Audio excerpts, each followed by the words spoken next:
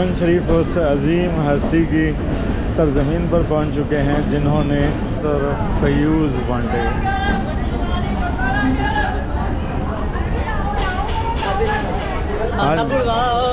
ٹھہرنا جی. السلام علیکم ناظرین، میں ہوں آپ کا میزبان محمد یعقوب اور آپ دیکھ رہے ہیں پاکستان ڈاکومنٹری نیوز چینل. تو آج میں موجود ہوں 7 شریف کو 12ویں صدی میں آپ یعنی کہ اس 7 شریف نے جو ہے بہت سے تاریخی اتار چڑھاؤ دیکھے، لیکن جو اس کو حضرت شہی شہباز قلندر کی وجہ سے عزت ملی وہ کسی اور دور میں نہیں ملی. یہ 12ویں صدی کا واقعہ ہے جب حضرت شہی شہباز قلندر یہاں پر سکونت اختیار کی اور ان کو جو ہے اس دھرتی کو ایک خاص عزت ملی. سو آج دربار کا وزٹ کریں گے اور آپ کو ان کی بایوگرافی کے حوالے سے بھی بتائیں گے. سو دیکھتے رہیں stay with us Pakistan documentary news channel. یہاں پہ بہت سی چنگچی ہیں کھڑی. آپ جب بھی وہاں سے جانے کے لیے آئیں گے دربار شریف کی طرف. اچھا کتنا کرایہ ہے ادھر جانا صحیح 30 روپے دربار کا؟ 30 روپے. تو اگر اسپیشل لے کے جانا ہو تو 150 روپے. 150. چلیں یہ جی میں نے اسپیشل ہی کروا لیا. 30 روپے کرایہ تھا، لیکن میں نے کچھ راستے کے بارے میں آپ کو بتانا تھا. یہ چنگچی جو ہے کروائی گئی ہے تو یہ بڑا ریزنیبل ان کا ریٹ ہے. آپ یہاں پر آتے ہیں تو یہ ریٹ آپ سے معقول لیا جائے گا.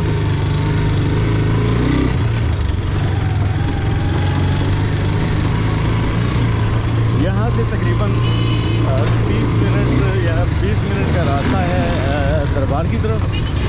تو آج اسپیشلی جو ٹریول کر کے ہم آئے ہیں کراچی سے موہنجو دڑو ایکسپریس پہ، تو یہ بھی ایک آؤٹ کلاس کا ایکسپیرینس رہا.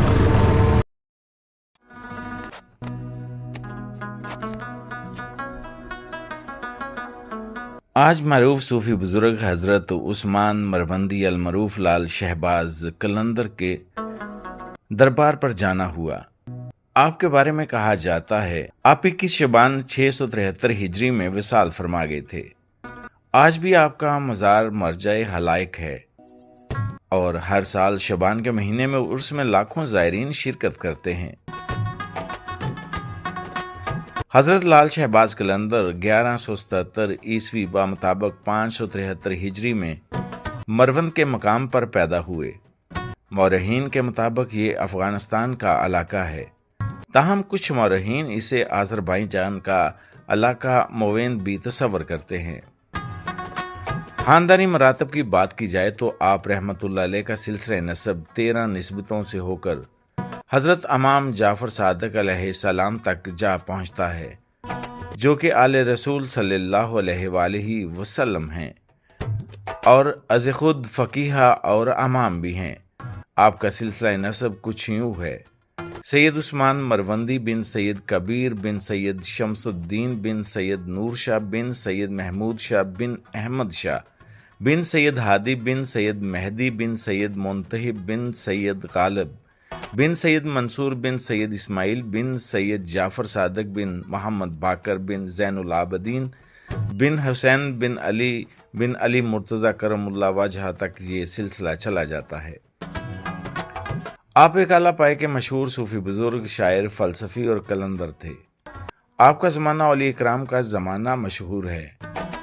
مشہور بزرگ شیخ بہاؤالدین ذکریہ ملتانی، شیخ فرید الدین گنج شکر رحمۃ اللہ علیہ، شمس تبریزی رحمۃ اللہ علیہ، جلال الدین رومی رحمۃ اللہ علیہ اور سید جلال الدین سورہ بخاری رحمۃ اللہ علیہ ان کے قریباً ہم عصر تھے.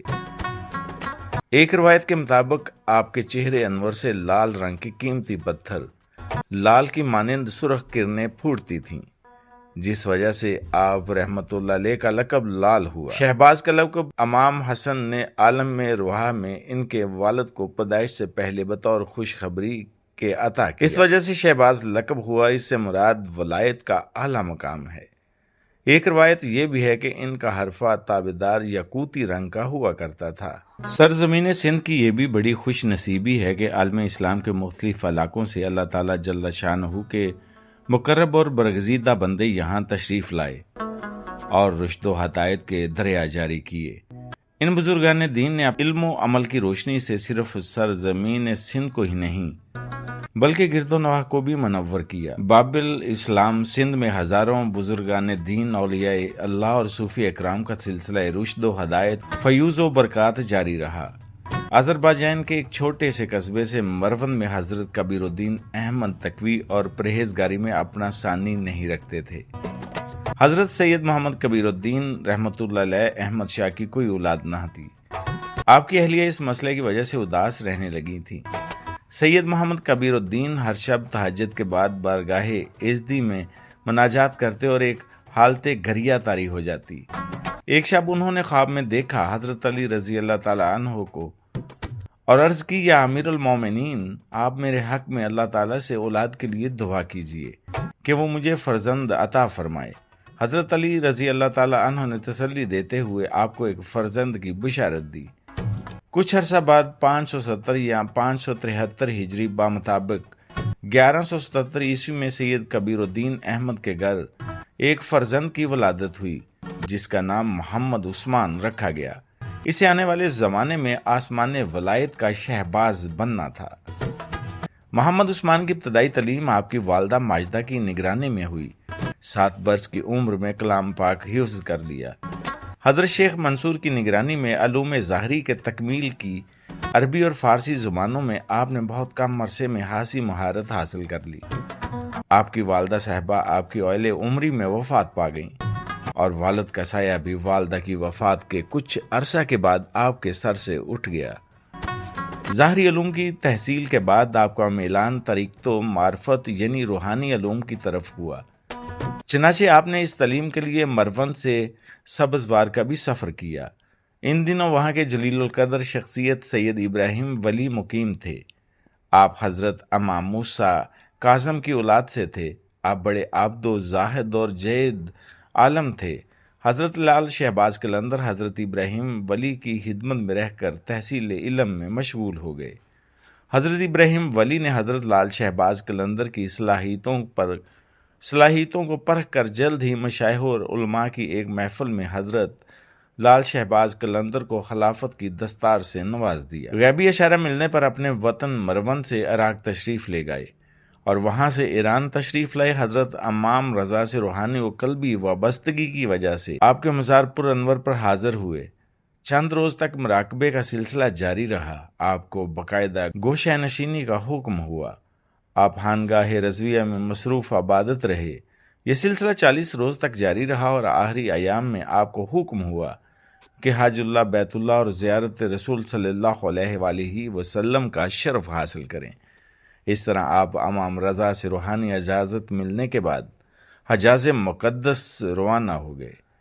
اس سفر میں عراق پہنچنے پر حضرت لال شہباز قلندر حضرت عبد القادر جیلانی کے مزار پر حاضر ہوئے۔ حضرت لال شہباز قلندر نے بغداد سے حجاز تک راستے میں کئی مقامات مقدسہ کی زیارت کی۔ آپ 3 ماہ تک مکہ مکرمہ میں مقیم رہے۔ حج کی ادائیگی کے بعد مدینہ منورہ تشریف لے گئے۔ مسجد نبوی صلی اللہ علیہ وآلہ وسلم میں جب روزہ اطہر کے قریب پہنچے تو دیر تک بارگاہ رسالت میں سر جگہ اسلام پیش کرتے رہے۔ آپ 11 ماہ مدینہ منورہ میں مقیم رہے۔ غیبی اشارہ ملنے پر آپ سندھ کی طرف روانہ ہوئے۔ سفر کے دوران شہباز قلندر مکران کے ساحل پر پہنچے۔ جب آپ وادی پنجگور میں داخل ہوئے تو ایک سرسبز میدان نے آپ کے قدم پکڑ لیے۔ آپ نے یہاں چیلا کشی کی اور اس میدان کو یادگار بنا دیا۔ مقامی مکرانیوں نے اس ویرانے میں ایک فقیر کو چیلا کشی کرتے دیکھا تو دیدار کے لیے امٹ کر آ گئے۔ آپ کی عبادت اور ریاضت سے متاثر ہو کر ہزاروں مکرانی اور بلوچوں نے اسلام قبول کر لیا اور آپ کے مرید ہو گئے۔ یہاں ایک عرصہ قیام کرنے کے بعد آپ اس دشت کو دشت شہباز بنا کر آگے بڑھ گئے۔ جب آپ پسنی سے گزرے تو ایک گڈریا اپنی بکریوں کا ریوڑ لے کر جا رہا تھا۔ آپ عالم جذب میں تھے اور گڈریا اپنی بکریوں کو بھول کر آپ کے قدموں میں بیٹھ گیا۔ آپ نے چند دن کے ساتھ میں اسے اپنے رنگ میں ایسا رنگا کہ آپ کے جانے کے بعد وہ گڈریا لال کے لقب سے مشہور ہو گیا۔ پسنی بندرگاہ کے ٹھیلے کی دوسری جانب گڈریا یا لال کا ایک مزار آج تک اسی گڈریے کی یاد دلاتا ہے۔ یہاں سے آپ سندھ میں داخل ہوئے لیکن رکے بغیر سیدھے ملتان پہنچے اور شہر ملتان کے مضافات میں قیام فرمایا۔ آپ کی شخصیت سے متاثر ہو کر ملتان اور گردنواں کے لوگ آپ کے پاس آنے لگے۔ ہر وقت لوگوں کا ایک ہجوم رہنے لگا۔ یہ لوگ طرح طرح کے مسائل لے کر آپ کے پاس آتے۔ قلندر شہباز کی دعاؤں سے بے شمار مریضوں کو شفا ملی۔ لاتعداد دکھیاروں کے دکھ دور ہوئے۔ ان کے خوش نصیب لوگوں کی زبانی قلندر شہباز کی کرامات کا شہرہ بھی دور دور تک ہونے لگا۔ ملتان کے قاضی علامہ قطب الدین شانی کی سماعت بھی ان قصوں سے آشنا ہوئی۔ علامہ قطب الدین کا شانی ایک عالم فاضل شخص تھے، لیکن صوفیت اور درویشی پر یقین نہیں رکھتے تھے۔ آپ کے خلاف فتویٰ جاری کر دیا۔ حضرت لال شہباز قلندر کے کسی عقیدت مند نے قاضی کا یہ فتویٰ آپ تک بھی پہنچا دیا۔ آپ چند خدمتگاروں کے ساتھ ملتان کی طرف روانہ ہو گئے۔ حضرت بہاؤالدین ذکریہ کی روحانی ولایت سے اس وقت ملتان جلوہ افروز ہو رہا تھا۔ ہر روز مجلس ارشاد کا انعقاد ہوا۔ ہزاروں طالبان حق کسب فیض کے لیے حاضر ہوتے تھے۔ آپ مسند ارشاد پر جلوہ افروز تھے کہ کسی نے اطلاع دی حضرت عثمان مروندی قلندر نام کے کوئی بزرگ علامہ قطب الدین شانی سے مناظرے کے لیے تشریف لا رہے ہیں۔ آپ نے کہا جاؤ قلندر کو نرمی سے سمجھا بجھا کر میرے پاس لے آؤ۔ حضرت لال شہباز قلندر ابھی ملتان کے دروازے پر پہنچے تھے کہ بہاؤالدین ذکریہ ملتانی کے مریدین آپ کے استقبال کے لیے پہنچ گئے۔ اب آپ کے قدم قاضی کی عدالت کی بجائے حضرت بہاؤالدین ذکریہ کی خانگاہ کی جانب تھے۔ حضرت بہاؤالدین ذکریہ سے پہلی ہی ملاقات دوستی میں تبدیل ہو گئی۔ حضرت لال شہباز قلندر ایسی صحبتوں کے متلاشی تھے، خانگاہ میں بیٹھے تو اٹھنا بھول گئے۔ دن رات صحبتیں رہنے لگیں۔ اسی خانگاہ میں آپ کی ملاقات حضرت فرید الدین گنج شکر اور حضرت سرخ بہاری سے ہوئی۔ اس زمانے میں خطہ پنجاب اور سندھ میں کراماتہ فرقے کا بہت زیادہ اثر تھا۔ ان کے عقائد بنیادی اسلامی تعلیمات کے منافی تھے۔ خطہ پنجاب میں کئی علاقے ایسے تھے جہاں ابھی تک اسلام کی روشنی نہیں پہنچی تھی۔ ان حالات کے پیش نظر حضرت بہاؤالدین ذکریہ نے رشد و ہدایت اور اسلام کی تبلیغ کا ایک عملی منصوبہ تیار کیا۔ ایک طرف اپنے مریدوں کو مختلف تبلیغی دوروں پر روانہ کیا تو دوسری جانب حضرت لال شہباز قلندر، حضرت فرید الدین گنج شکر اور سید جلال الدین سرخ بخاری کے ہمراہ تبلیغی دوروں پر روانہ ہوئے۔ یہ چاروں بزرگ کافی عرصہ ایک ساتھ رہے۔ بعد میں یہ چاروں بزرگ 4 یار کے نام سے مشہور ہوئے۔ حضرت لال شہباز قلندر کی شخصیت میں ایک خاص کشش تھی جس کی وجہ سے لوگ آپ سے بہت متاثر ہوتے تھے۔ آپ ان تبلیغی دوروں میں جہاں بھی گئے آپ سے بے پناہ کرامات بھی ظاہر ہوئیں، جن سے عوام الناس میں آپ کو بے حد مقبولیت حاصل ہوئی۔ ان اولیاء اللہ کی تبلیغی کوششوں نے لوگوں کو بہت سکون اور اعتماد عطا کیا اور لوگ کثرت سے اسلام قبول کرتے چلے گئے۔ ہندوستان کے مختلف شہروں کی حضرت لال شہباز قلندر سیاحت کرتے ہوئے جوناگڑھ تشریف لائے۔ ان دنوں یہاں کے لوگ ایک عجیب مصیبت میں گرفتار تھے۔ دن کی ایک خاص گھڑی میں ایک زنبیل ڈنڈا نظر آتا تھا۔ اسے کون پکڑے ہوئے ہے کچھ نظر نہ آتا تھا، بس ایک آواز آتی تھی جسے جو کچھ دینا ہے اس زنبیل میں ڈال دے۔ لوگوں میں یہ بات بھی مشہور ہو گئی کہ اگر کوئی اس زنبیل میں کچھ نہیں ڈالے گا تو نقصان اٹھائے گا، اس لیے لوگ خوفزدہ ہو کر کچھ نہ کچھ اس زنبیل میں ڈال دیا کرتے تھے۔ یہ زنبیل کہنے کو ایک چھوٹا سا کاسا تھا، لیکن اس میں بہت سارا سامان سما جاتا تھا۔ لوگ اس زنبیل سے متاثر تو تھے، لیکن روز روز کی طلب سے تنگ آ چکے تھے۔ انہوں نے بہت سے بزرگوں سے رابطہ کیا، لیکن کوئی بھی اس زنبیل اور ڈنڈے کو نظر آنے سے نہ روک سکا۔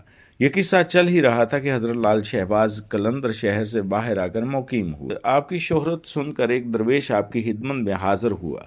اس درویش نے پورا واقعہ آپ کے گوش گزار کرتے ہوئے اپنی بے بسی ظاہر کی۔ وہ درویش آپ کو اس محلے میں لے گیا جہاں وہ زنبیل ظاہر ہوتی تھی۔ کھیل شروع ہو چکا تھا۔ زنبیل اور ڈنڈا ہوا میں اڑتا ہوا پہنچ رہا تھا اور لوگ اپنی نظریں اس میں ڈال رہے تھے۔ قلندر شہباز نے اپنا دست مبارک بڑھایا۔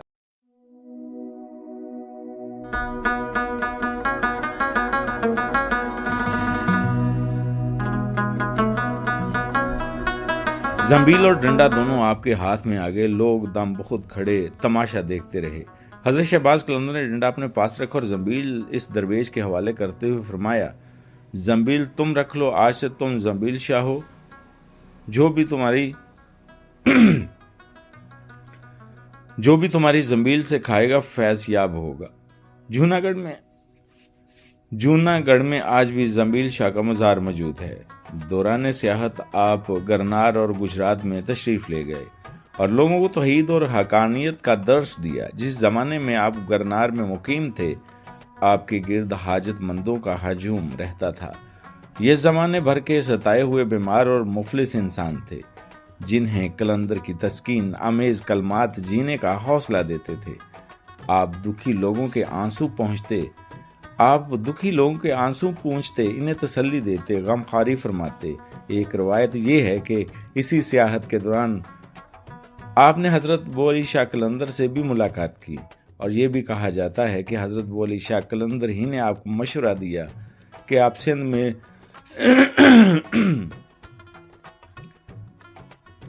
میں سیوستان سیہون میں سکونت اختیار فرمائیں۔ ملتان کے لوگوں کی خواہش تھی کہ آپ واپس جا کر ملتان ہی میں قیام کریں، لیکن آپ نے سیون جانے کا ارادہ ظاہر کیا اور سندھ کا رخ کیا۔ حضرت لال شہباز قلندر 649 ہجری میں سندھ تشریف لائے۔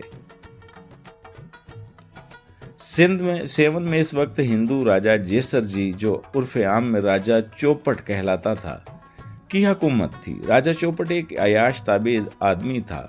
راجہ رعایا کے حال سے بے خبر رہتا تھا۔ لاقانونیت اور ظلم و تشدد ہر طرف عام تھا، کسی کی کوئی فریاد نہیں سنی جاتی تھی۔ اس وقت یہ مقولہ بھی مشہور ہے، اندھیر نگری چوپٹ راج۔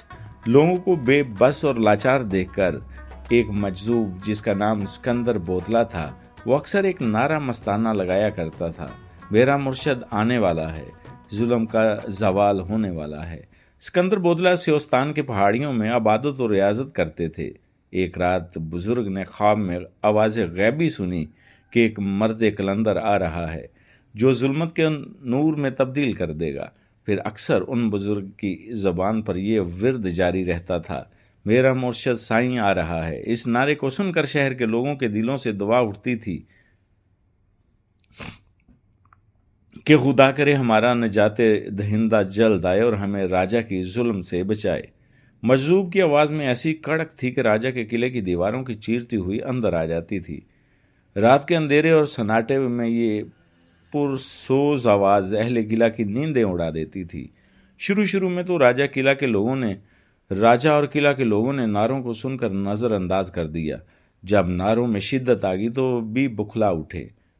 ان فلک شگاف نعروں نے نہ جانے کیوں راجہ جیسر کو نہ صرف مشتعل کرتا بلکہ خوف زدہ کر دیتا۔ بلاخر راجہ کے سپاہی گئے اور اس مجذوب کو گرفتار کر کے راجہ کے پاس لے آئے۔ راجہ کے سامنے بھی اسکندر بودلہ کی زبان پر یہی الفاظ تھے، میرا مرشد آنے والا ہے، ظلم کا زوال ہونے والا ہے۔ تو راجہ غضبناک ہو گیا۔ اس نے اسکندر بودلہ کو قید کروا دیا، لیکن قید خانے میں بھی اس کے فلک شگاف نعرے بند نہ ہوئے۔ راجہ رات بھر اذیت کی آگ میں جلتا رہا۔ صبح ہوئی تو اس نے وزیروں کو طلب کیا۔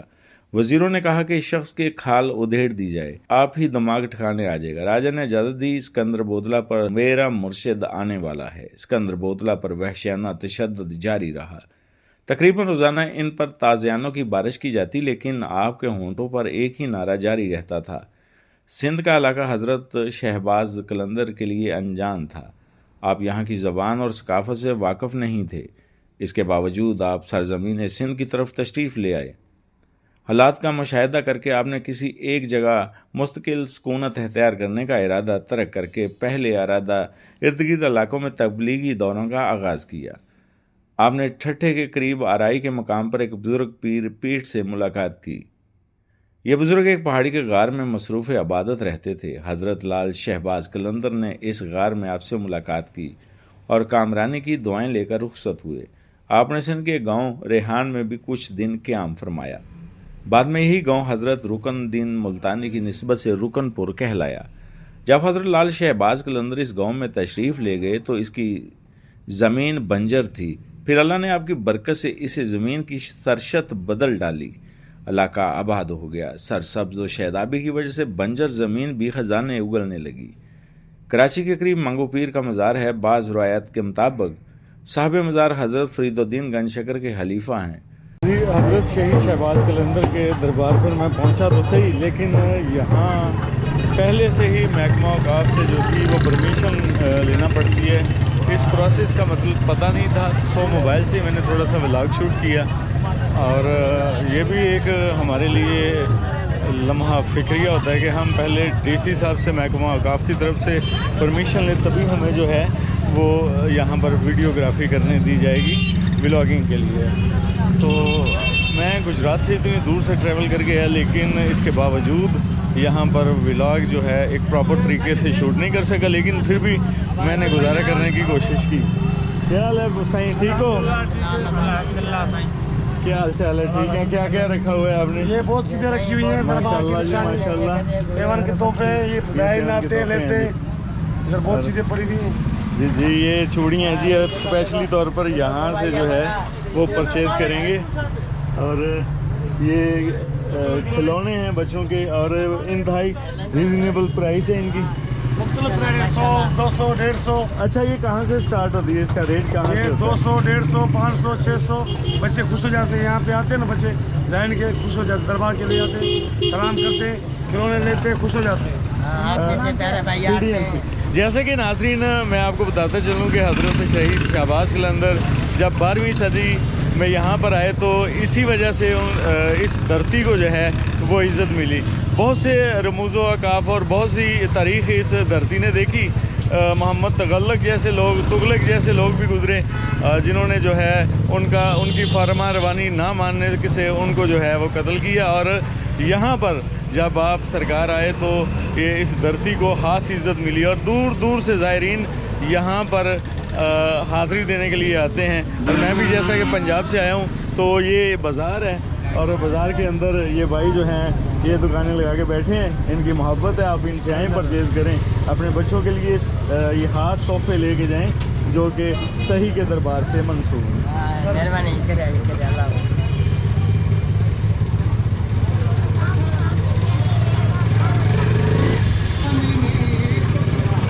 یہاں پر آپ کو خاص قسم کی جو ہے وہ برفی ملے گی.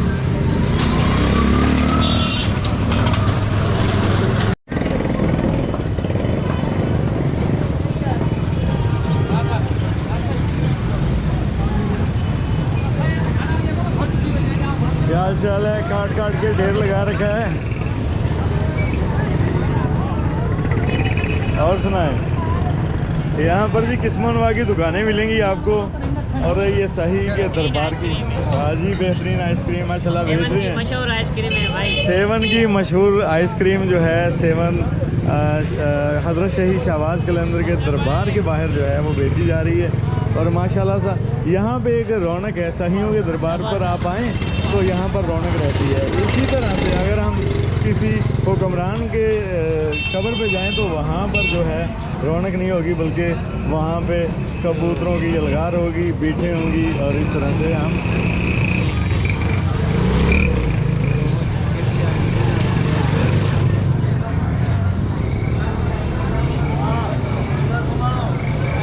ماشاءاللہ لسی بنائی جا رہی ہے. لسی کتنے کی ہے جی؟